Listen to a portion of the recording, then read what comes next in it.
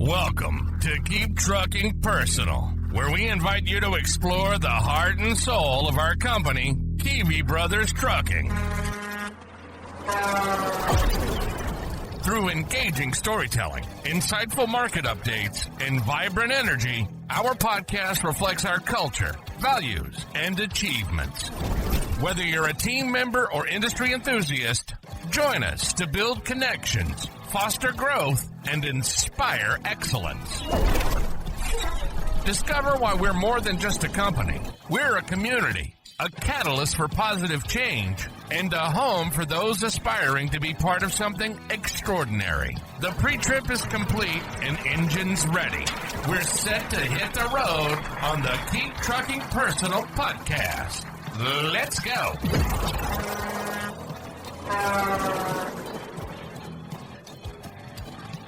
Welcome to Keep Trucking Personal. My name is Tyler Kiwi, and I have a couple special guests here. As you know, we've been talking about Challenge Duluth and the hurricane relief, and today I have a couple of the people that kind of coordinated it, maybe coordinated it all, and we'll find out. I have Ashley Harder and Tom Asbury, senior pastor at Eastridge, joining Michael and I today to discuss everything you guys put together, get to know a little bit about you guys, and just really, I'm sure that there's a great feeling of gratitude that comes from you guys after what you've done, but I want to hear it all. So, Tom, maybe we'll start with you. If you can tell us a little bit about yourself. Yeah, so I've been the pastor here for 15 years. We moved up from Cleveland, Ohio back in 2010. But I'm originally from the Cincinnati area, and my whole family is from Southwest West Virginia in a little town called Wayne. What would be the name of it? Dunlow, West Virginia. And so I'm a product of Appalachia. And so when the hurricane was going through, it was just horrible to watch. So, yeah, it's kind of hit me personally. And so then I talked about it during a church service, and that's kind of how this thing all kind of kicked off. Every other year when I was back in Ohio, they used to have conference meetings in Black Mountain at the Billy Graham Center there. So Black Mountain and then Montreat. Montreat has actually my favorite church in the country. And so it was pretty sad to see. So that's kind of how I got connected into this. And I knew Duluth wouldn't be it's so far away that, so I'm kind of like, basically I told, when I was talking with the news prior to all this, I said, there's a mad hillbilly in northern Minnesota that they need some help down there. So that's kind of how I went. It was as simple as that, just planting the seed, like, hey, I wonder if there's any way we can help. Yeah, I mean, Ashley could kind of take that. I didn't even say, I wonder if there's anything we can help, because I felt kind of powerless, and then she kind of came up with hey, maybe we can do this. And then I was like, yeah, that sounds great. And it kind of exploded from there. Yep. Well, and it's interesting. You said Cincinnati and West Virginia. And so I live currently in central Kentucky, and that's where I'm at when we're recording now. So what town? So Danville, just south of Frankfort, Kentucky. Yep. Central. Yeah. And so, we had a little bit of the residual from the hurricane, but obviously nothing close to nothing, not even comparable. Yeah, had that storm gone, I think 100 miles northeast, my family, we actually still own my grandpa's. We have 80 acres on some hill up there, and we can't get rid of it because that's where everybody's buried. So it's it feels like home to us, but yeah. Wow. Well, Ashley, why don't you tell us a little bit about yourself? And obviously you are a big part of this. Yeah, I'm a stay-at-home mom. I'm Michael's sister, so that's how this whole thing triangulates. And there's, not much more to say about that. But as far as like the Challenge Duluth, I saw what was happening, and it was horrifying. Like, as a mom, it was horrifying. And as Michael said in one of your other podcasts, like, just on a parent part of this hurricane, imagine trying to parent through losing everything. Like, that tiny little part of it would make everything so hard. Now you don't have a home, or you have a flooded home. So I'm watching this stuff on the news, and I'm like, are you kidding me? And I'm up I'm a memories person. Like, I got my wedding dress. I've got photo albums, my kids' first outfit that they came home in the hospital with. They lost all that. Their babies, their toddlers lost their favorite stuffed animal and blanket. And so that kind of stuff just started hitting me. And I just, like Tom said, just felt helpless. And same with Katrina. And when Haiti hit, I always wanted to do something, but I never did because I don't have the money to make a difference or anything like that. And so I was sitting in church and Tom's talking about, his sermon was on everybody, trying to do 5% better. If it's making a change in your personal life or your patients, nobody can change 100%, but they can change, maybe give yourself a 5% change in a certain area until the first of the year. Yeah, if it's being 5% kindness, if it's being more patient. And my 5% was, I could maybe help this. Like, how can I help this?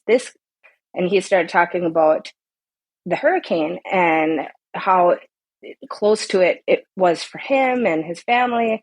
And so I kept like feeling maybe this is my 5%. And I went to lunch with my friend and I asked her if this was a stupid idea. And she said no. I'm like, I want to ask my brother if he'll help, but I don't want to feel stupid. And he was at my house after I got off lunch.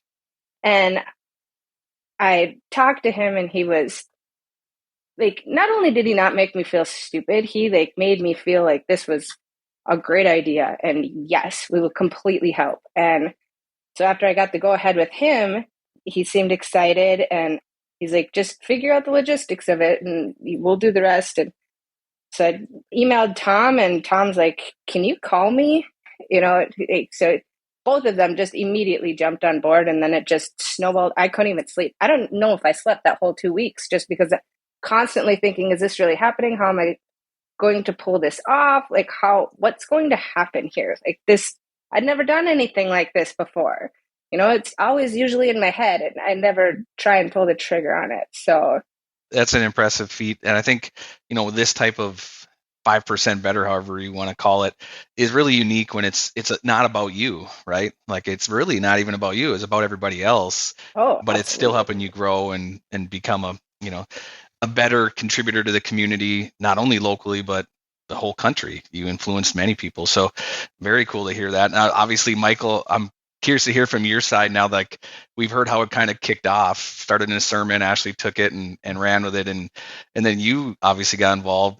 Did you think that you were going to be packing 60 pallets of goods or things that can help families when you're like, let's rock and roll? Did you think a snowmobile trailer or where were you thinking on scale?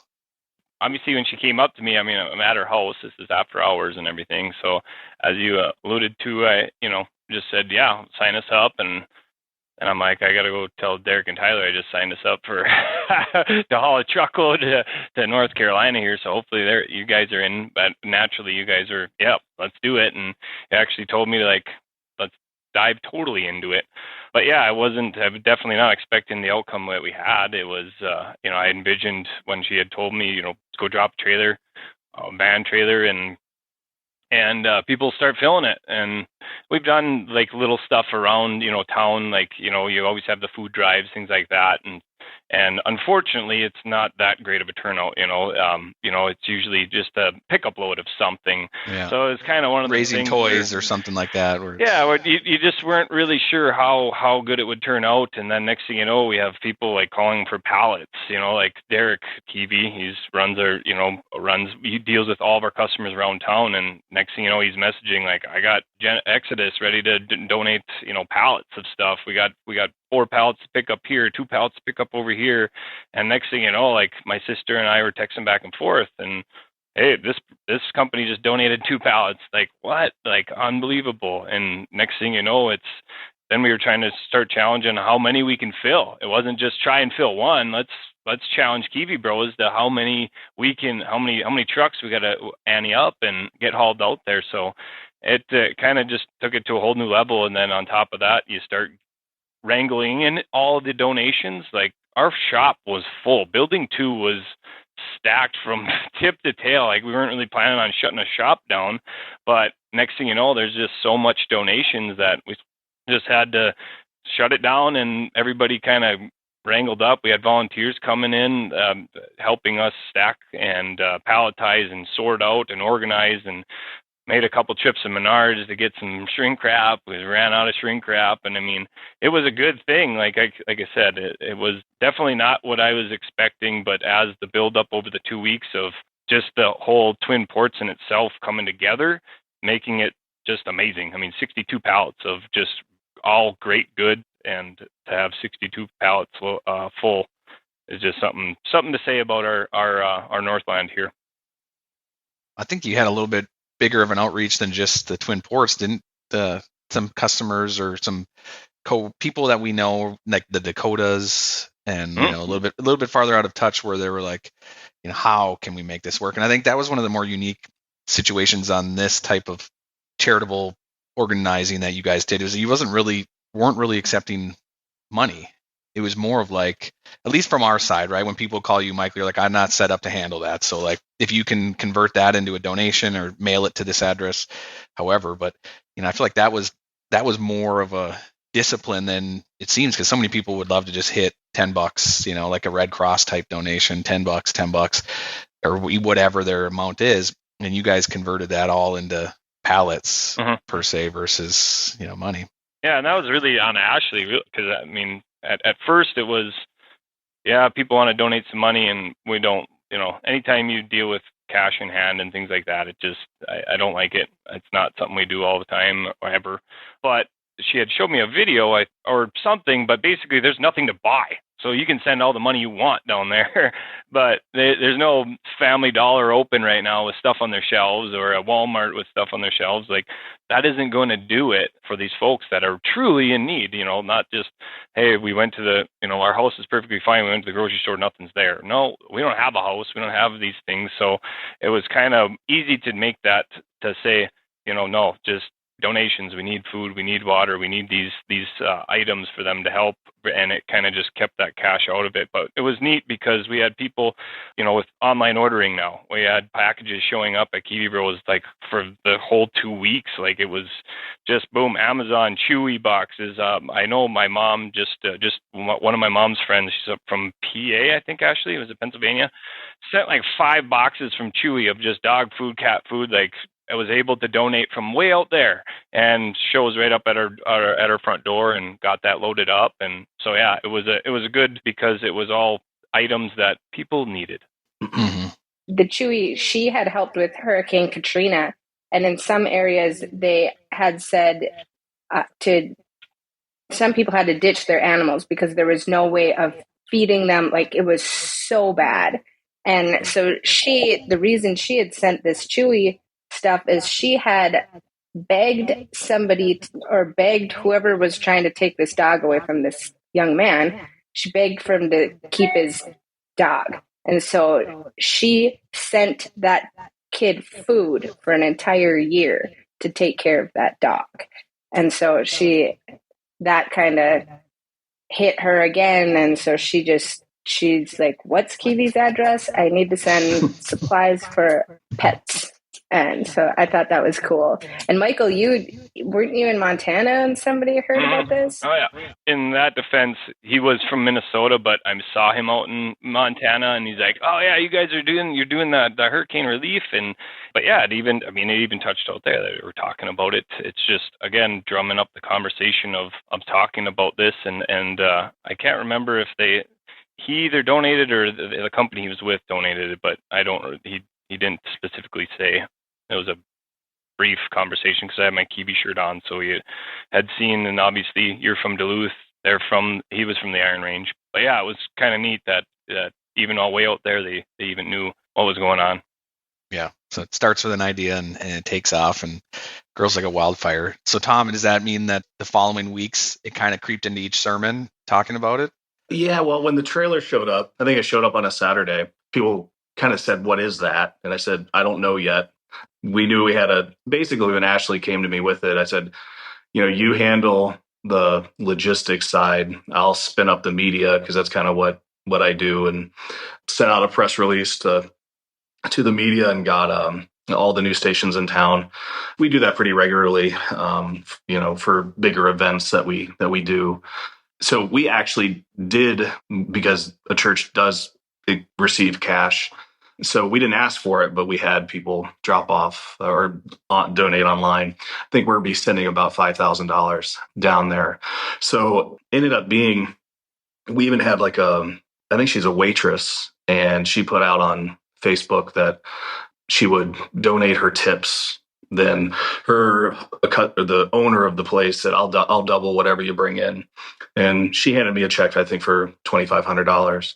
So yeah, it was kind of crazy. What was the most interesting thing is Ashley and I kind of put this thing together in 3 days. We didn't have a place to land it. So all of my contacts, their phones weren't working, so you can't email them. There's no internet. So it was like, we'll figure this out, worst case, and not worst case, but we knew. And then it's also who can accept a semi, it's not every place that can absorb that. And so we had United Way. Okay, United Way can do it. And then actually United Way, I think the Thursday prior, they couldn't absorb any more physical donations. So that kind of fell apart very quickly. It turned out I did end up calling a guy that went to my seminary, and he was in Canton, North Carolina, which is a little south of Asheville, but he's a district representative for a denomination down there. And so I said, hey, where can I put this? And he got me in contact with this America Cares organization, and they were still accepting donations. So anyways, we're going to send that money to him to distribute to the churches that need. I was like, I can guess on what those people need, but you know more, because there's a church down there that one family lost 12 people, because up in the mountains, everybody kind of lives together. So you had multiple generations just die. So he's going to probably do something with that church specifically. See, our people really rallied around it. And it was also trying to figure out hours. So it was, how long do you leave it unlocked? And, that would not be great if things got stolen, out of that. But we pretty much have something here all the time from 9 a.m. to 8 p.m. every day. So somebody could keep an eye on it. And yeah, because our church was, 400 or 500 members, and, everybody was just bringing toilet paper and dog food and then all that. And we have somebody that owns a restaurant here in town that got their Coke distributor, Burnix, that they came through with a couple pallets of water. So just weird connections like that. You knew that you had them in the congregation, but everybody just kind of went, yep, let's go. The same thing, Ashley. I went down right after Katrina to Gulfport, Mississippi, which got hammered. There was nothing that you could do. The only things that were open were the pawn shop and the Waffle House. So it was pretty rough. Tyler, did you see, I don't know if you saw any pictures or anything like that, but when I opened the trailer after it got pulled into building number 2, I opened the back, and that was like the worst idea ever. And so there I'm like holding it, and I'm like, Michael, I messed up. And just boxes, so like it was I've got stacked to the pictures of them like trying to hold things as they're taking down the back of the trailer. And it finally, when it got open, I mean, it's just stacked to the ceiling. It was, and it's not it was just that one spot. Yeah, our church really doesn't know how to stack a trailer for that to not happen. So we just threw it in there. Sorry, we didn't either, but we figured it out. And I still went through the back. But I mean, the front was still stacked too, but it would have been a lot more manageable. But yeah, they got their hands inside the trailer as they're trying to open the door. I'm like, oh crap. Yeah, so if for those listening, it's a beaver tail trailer, enclosed trailer, so it folds down like a beaver tail does, but it was literally stacked from top to bottom, and like boxes were just rolling out, and we're just holding it back, and it was awesome because it's I was gonna say we weren't mad. No, this is a great problem to have. There's too much stuff. Like they were loaded to the gills, so that was super cool. Well, and that's when I was like asking, when it grew quickly, fortunately, and we were grateful to be able to play any part in this, was to have some space to do all that. Now, could you imagine like rallying that up and then trying to do in your garage or something, like all the side. A dirt lot. I mean, it was a beautiful day. It ended up being a beautiful day, but it was a lot. Some of the videos I saw, it was like, you see a bunch of movies and stuff where these type of events go on, because it sometimes doesn't. It's a little surreal, in a sense, to see that much come together, and then a group of people putting it together. That's kind of like a rom-com type movie. There, like all the stuff's here, and they meet at this packing place and fall in love, and like there was that much stuff going on, and seeing all of it, it seemed, and like I said, I live in Kentucky, so I wasn't able to be as engaged as Michael is, and you guys obviously, but it was fun to be a part of each thing I could. I even got 5 minutes of fame with Michael there. I happened to just be in Duluth, and you guys had the news all set up, so it was kind of fun just to be a part of any way and anyhow, and help create awareness for something that, I think Michael said it best a lot of times. It's what we do, right? We truck, we move things from A to B. So that the transportation side for us was kind of, probably the simplest part. You guys had the hardest work of sweat equity of packing it and wrapping it and putting it in the trailer and talking about it in front of many people and continuing to rally and make sure nobody steals anything. And yeah, it's an impressive accomplishment. And, we have a list. Ashley shared a list. Michael has, we have a list, and this list isn't exclusive, but there are many company names. And Tom, and I think maybe you can explain it, but I think this speaks not so much about the companies as we talk about them, right? Like, we're not here to recognize and give special accolades, but it's more of the character of that company and what those people inside that company do and are willing to do. So it's exciting to say those names, but do you have anything that you can say about that, like what it means to see what these people do and to be a part of this? Yeah, I mean, so for me, the church does a lot of good things, but it never really gets well publicized. And with the owners of these businesses kind of rallying around it, they made it more of a citywide effort. That was, surprised. I don't hardly know any of the business owners other than, there's a few in there that I was aware of, but just random construction companies. It was just kind of awesome to see all that come together. And like what I told the church was, normally when a church is on the news, it's not a good story. So it was to have a positive, of the church and also businesses coming together to do something good was pretty important to me. And then kind of the ongoing thing is, this is going to take years for them to overcome it.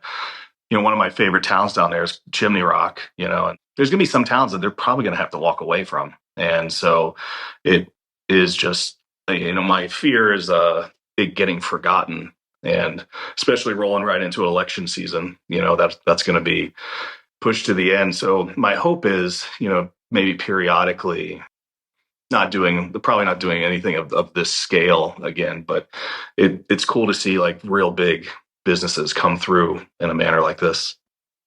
Yeah, definitely. And say something about that too. As far as the businesses, it's crazy how much. So I had some emails about, hey, you need to, in comments, you need to take care of your own community first. And I have a lot to say about that. Just to touch base on this a little bit. If you look into these companies that, stepped up without needing any coaxing really at all, and like Tom said about Eastridge, you guys, like how much, when Michael was telling me like, oh yeah, we'll haul, we'll donate this, whatever. And these companies help a lot in their everyday, in our community. Like they do that all year round if you really look into them. And it's crazy what I learned that all Eastridge, you guys, these companies do. And so they're definitely not lacking on helping their community. It's just, if we stayed with that whole mentality, poor communities would stay poor, rich communities would stay rich. And if we were buried in a snowball this winter, I really hope it's not my neighbor that's coming to get me out, because they're going to be stuck too. So it was cool to see and learn more about all these companies that donate, like how it just is like, oh yeah, we do this all the time, or oh yeah, we did this, or oh yeah, we were down in Texas for the drought. And so, I mean, they definitely keep it in their own community, and we're just we were fortunate enough that they spread out a little bit. Yeah, I think there's something to, obviously, with Tom and your sermons and things like that, and Ashley, and just the build up around, because I had vendors that I reached out to that aren't even our customers. I know this person or this company deals with, whatever, whether it's water, food, dog stuff, whatever it is. I was just shooting emails. Hey, just seeing if you're interested. No, we stick around locally. We try to base a lot of our stuff within the Northland that we're doing. And no problem, all good. Thank you for replying. And then all of a sudden, it was like a few, 4 days later, they were coming back like, no, actually, we want to donate. We can actually, I talked to so-and-so and we're able to donate X. So something, whatever you guys did out there, obviously poked at the right heartstrings for some of these companies that didn't want to do this because it wasn't a local-based thing. But they ended up turning around and coming back saying, no, actually, no, we can do this. We want to be a part of that. So whatever, between the sermons and the outreach you guys did on that side of the world, I know it swayed some people to donate that weren't originally going to. So that is cool. And two, we remember that, yeah, we're in the Northland, but there's still Americans down there. They're still our neighbors. They're just, like Tom, he's from Cincinnati, or the Ohio area. We still have roots, no matter where you look at it. There's a lot of transplants everywhere, but at the end of the day, there's still Americans down there. So, yeah. Well, and even for us on our driver community, right? They're local. Like, so for us, it was local, right? Because we have drivers that live down there. We have drivers that live all around there. And they travel through and to all the time. So it affects more than just, those families that got washed away, or there's a big lasting, it's going to be a struggle for a long time to get through it. And I think it's one of those things, and Tom, maybe like you can correct me, but like, this is a way, giving helps you get more in return, right? Like, giving helps you grow, giving helps you like feel gratitude. There's many things that come from it. And of course, everyone understands the season, the markets, like nothing is just in flourish, you know what I mean? And so, yeah, it's hard to dig deep and for everyone to do that, but to see what they've come together and done. And like I said, the list we have is not exclusive. There's many that are on here, many that are not on here, that are anonymous, that just stopped in and popped in, and it's hard to get somebody's name when they just throw a box or a bag in the back of a trailer. But Right. Yeah, I wish I would have had like a sign up sheet or something like that. The last two big donors I did, I'm like, hey, can you like give me your name and your email address and stuff? Because I was at the trailer, between the Pike Lake trailer and the Firestone trailer every day, and so I got to meet a lot of people. And the reasons why they donated was really cool. Some people it was religious reasons. God told them. Some people it was pulled on their parent heartstrings, and some people, I had a grown man, loading up crying because he just found faith in humanity in his local community at the election season, such a kind of hard time. Everybody's kind of fighting in a way or something like that. And so he's just like, in such a bitter time, it's so nice to see our community like getting together and doing something like this. So yeah, I wish I would have had like a sign your name here and just like posted it. Like, hindsight, I would have done that absolutely, because I mean, some people filled their trunk, their back seat, like filled with groceries. They stopped at Aldi, they stopped at the dollar store, just maximizing. There was a woman who, she stopped at the Firestone trailer and she's like, I didn't even know about this. I just saw your kids waving outside this trailer. I mean, they're just sitting there like, hi, you can't miss them. She's like, I'll be back in an hour. And like, okay, she went to Walmart and she got like 9 sleeping bags, because I said, we don't have a lot of sleeping bags. And so just stuff like that was so cool. And the reason, everybody had a different reason for why they donated or what. It was fun to talk to them. And yeah, it would have been nice to give a shout out to every single person. Did you see that Firestone trailer? I feel like that obviously was the outside of the church one. That was a smaller trailer, but the Firestone one just seemed like that was a great idea to put one there just because of the mall. Or did you see a little more flow from that one being by the mall? Like you could just go and buy stuff? That one blew up after you moved it. Like, I really wish I would have done that earlier. I didn't know it was an option. So my husband, he manages Firestone, and he just flies blindly with my ideas, whatever. We'll see where this one goes. So he had the trailer outside, and I'm like, I don't think it's getting enough traction. I think we need to move it to the front of the building where you park all the vehicles. And he's like, I mean, if Michael's willing to, and Michael's like, yeah, I'm fine. So Michael, takes his Sunday, goes and rearranges trailers for me. And yeah, so I put banners. Erin with you guys, she sent me some banners, and then I had another banner made up, and then the kids were waving, and I mean, we were getting donations all weekend like crazy. I'm like, man, probably could have filled another trailer if we would have had that one out there. Yeah, it's kind of you couldn't miss it. Rolling joke was like you could go to Target and just wheel your cart over with full of stuff and just dump it right in, right? Mm-hmm. And I'm sure for many people, like we had talked, that sometimes it's the vessel to figure out a trustworthy way to get it there, right? And for some people, like I heard feedback like, well, I've just, other than like the Red Cross, and that can sometimes, it's still a great way to contribute, but it sometimes can seem like it's just dissolved out. They felt like this was very personal, and they were able to bring it, put it in there, and kind of know that it was going to get done. And so it was just another avenue for them to contribute through a more personal way, right? Like instead of just clicking on Amazon, always able to walk in, grab some of that stuff, and feel that like you had said, emotion in a sense as you do it yourself. So I'll run through this list that we have as fast as I can.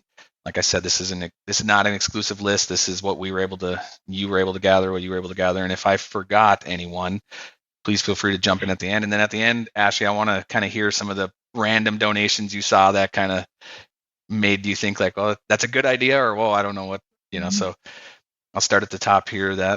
So Bluefin Bay Family of Resorts, Don Perrin's Roofing, The King of Creams, Bill's Muffler and Brake Center, The Hot Tub Store, Duluth Grill, Alliance Inc., NASCAR Towing, Owens Corning Roofing, Malarkey Roofing, Bluefin Bay on Lake Superior, Duluth Harbor Mission, Gronk's Restaurant in Superior, Firestone, obviously at the Duluth, the mall location, Michael R. Hansen Inc., Pike Lake Golf and Beach Club, Outlast Construction Roofing and Siding, East Ridge Community Church, Kiwi Bros Trucking, Clover Valley 4-H Club, 310 Pun / Lauren Hill, Exodus Machines, Fastenal, Transwest / Boyer, Mark Keevy and family, Bill Keevy and family, John Shipley and Wittes. Is that two different people together? Yeah, so they kind of merged. So John Shipley was the guy who started like the hay for the animal feed and everything else like that, and then he kind of paired up with Wittes to make Wittes kind of a drop spot. So I just kind of merged them both together, but both were huge help in the farm and animal side of the world. So Love's Truck Stops, which paid for the fuel for our trucks to go down to the relief, so that was a big help. Quick Trip, Tenet, Home Menders Inc. or HMI, Joe and Lena Johnson, Raven Bose, Kurt Anderson and family. Anyone else that you can think of that? I mean, that's kind of the list that we gathered as we move through. Burnix, Super One, Miners. Yeah, those are big ones too. And then obviously the three drivers that went down: Steve Sherrill, Ryan Kitty, and Daniel Allen. They were the three drivers that brought all three trailers down there. So well, we talked about all the palletized goods, but you guys didn't touch on the feeding of animals, which was the third truck that we sent down. Yep. We had what is it? I believe 35 round bales. I think it ended up being 35 round. I could be wrong, but it was a full load of round bales, and then some fencing supplies, and then there'll be 2 pallets of feed and some bedding. Some I don't know. I guess it's just bedding for them. I'm guessing it's just shavings. It was just sawdust shavings for bedding for chickens, things like that. So another full load for the animals and 2 full loads for the human side of the world. Wow, it's a lot. Ashley, what was the coolest or the most unique donation that you saw? It was these bags. The Joe and Lena Johnson. I mean, they were emotional, and they came up from the cities. They emailed me like, hey, can we come up? When are you going to be open? So they show up, and they just bag after bag. They had these reusable big bags, and they had anywhere from matches to tinfoil. They had anything you'd need, like for camping, like for the cooking side of camping. They had towels, paper towels, washcloths, this bag filled, but they had 30 of them. 30 of them, all like camping gift bags.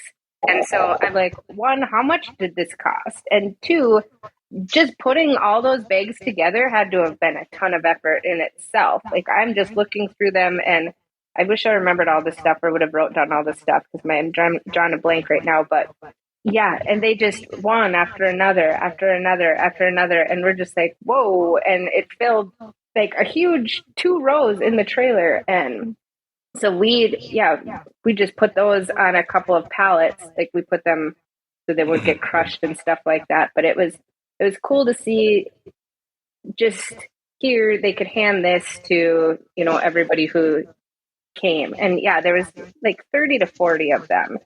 So I thought that was cool. And then we never touched base on the Outlast construction, but they came to me maybe 2 or 3 days after this started, and they're like, hey, this has been set on our hearts. We've been wanting to do something, can we team up with you? Like, absolutely. And they put a wrap on their trailer, like this massive Challenge Duluth hurricane relief wrap, and stuck it on the corner of 53 and, was it Haynes? Yeah.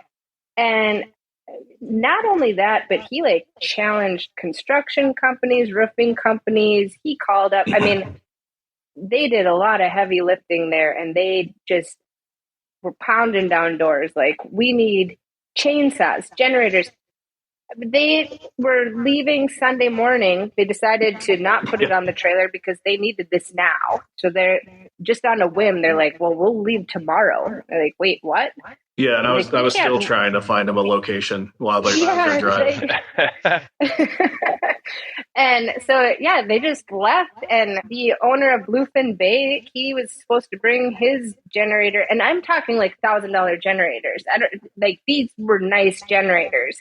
So he's like, we're leaving Sunday. And so Bluefin Bay drove up Saturday night just to get him the generator that they were buying them. And then, they were still picking up donations on their way down there, filling up their gas cans that they were bringing. And, oh, yeah, was Duluth Lawn and Sport? Duluth Lawn and Sport was they donated a bunch of oil and I think a chainsaw and stuff like that. So I don't think they were on that list, but it was cool. And then they filled the trailer on top of it, and that was one of the trailers that we emptied out in the building too.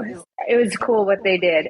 Yeah, all the chainsaws and generators that they took down landed at Biltmore Church down there, and they still had congregants they couldn't get to. So those went directly to freeing members of their church. Yeah, they were driving down there with loads of hefty donations. So that was so cool to see. And yeah, their effort should definitely not go unnoticed. That was pretty cool what they did. Yeah. He was calling me on Sunday morning trying to figure out how to do this. And I was obviously working, so got to him later on that afternoon. But yeah, they drove straight through. I think they got to Gatlinburg and got tired. And so they shut her down there. Yeah, it was cool. But yeah. And there was one couple who came, the people with all the groceries, like their car filled with groceries. They took my hands, and they took my daughter Avery's hand and tried to take Nico's hand, and he's just like, I don't know you, I'm not touching you. But she's like, they really wanted to pray over the drivers going down, protection over the trailer, protection over, they mentioned Kiwi and like the company and how blessed, and there we are on like right in front of Firestone. We're all holding hands around this trailer, and like these people probably think we're crazy driving by, but they really wanted to. They were so grateful. Just all the stories were just really fun. And I'm not a person that goes out of my way to talk to people, so yeah. Michael was telling me that there was some custom cards made. Was that like?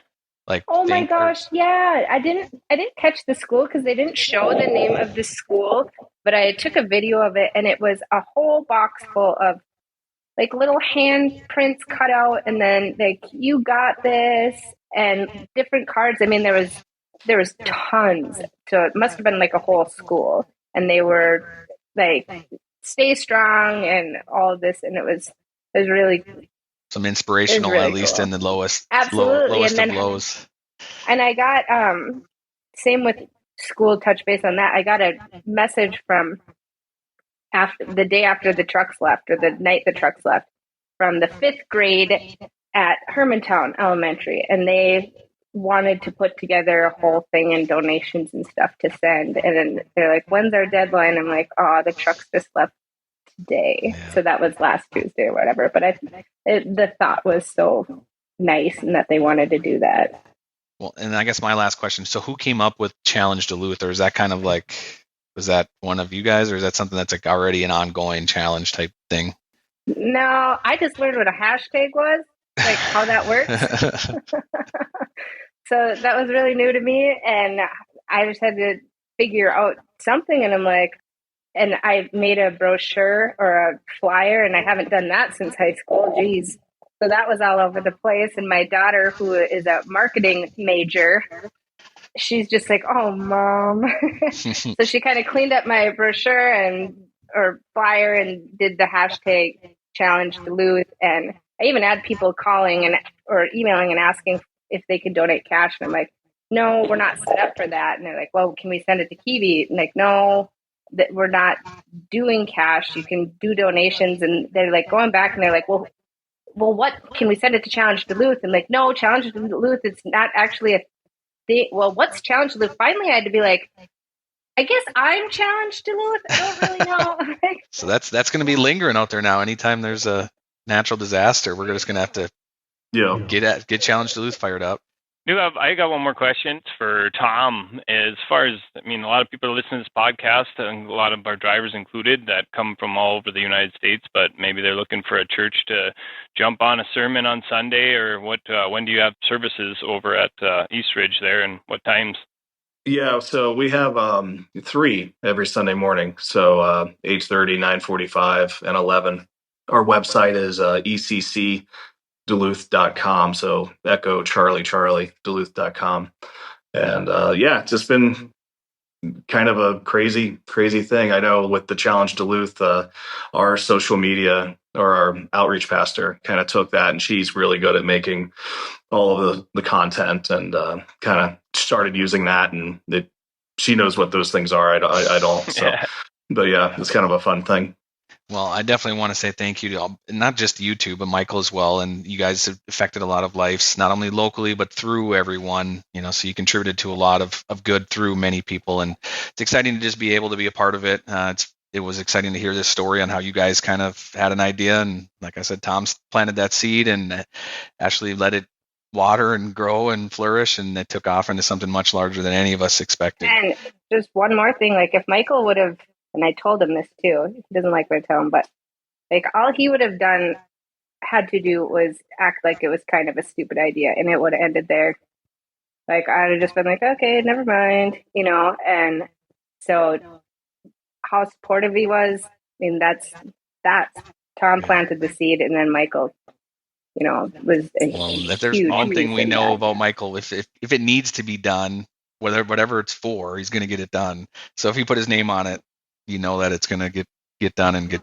I'll be stealing that 5% from Tom, though. I like that. If we can be 5%, that's held in my head. Like as far as the business side of the world, that we're all always looking at analytics and things like that, and how can we be better in any facet of our life, right? But that 5%, I like that. I'm glad you guys shared that, because I think we all can get behind that. It's just every single day, where can we be 5% better? Whether it's our attitude in our professional lives, in our personal lives, doesn't matter. Religious life, any aspect, 5% better, and that's not asking a lot. That's 5%. So I'm really glad you guys brought that up, because that's been stuck in my mind since. So for everybody listening, 5% better, anywhere. It makes a difference. It makes a difference. Look at what we just accomplished by people giving at least just a little, maybe even less than 5%, but 5%. I think that's very strong to relay out there, because everybody can benefit from that.